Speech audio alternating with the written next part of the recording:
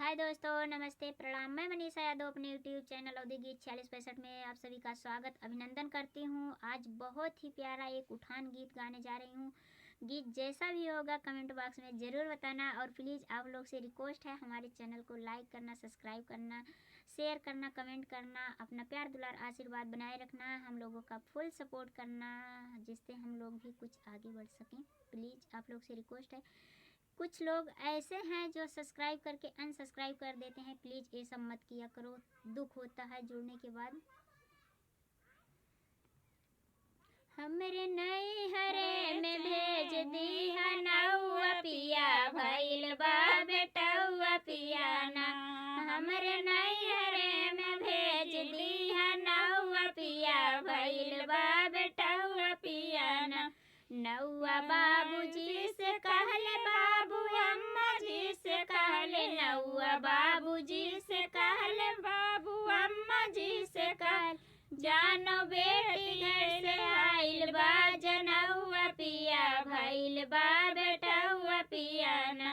जानो बेटी घर से आइल बा जनौआ पिया भइल बा बेटौआ पियाना।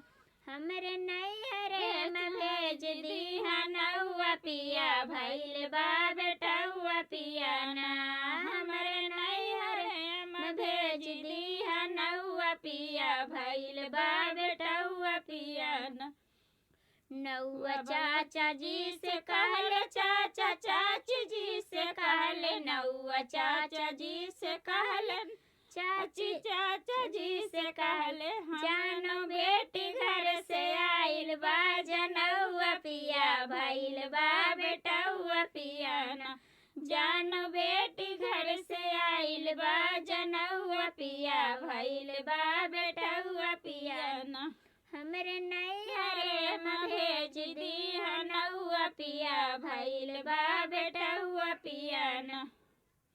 नौआ भैया जी से कहले, भैया भाभी जी से कहले, नौआ भैया जी से कहले, भैया भाभी जी से कहले, जान बहन घर आइल बा जनौआ पिया भइल बा बेटौआ पियाना।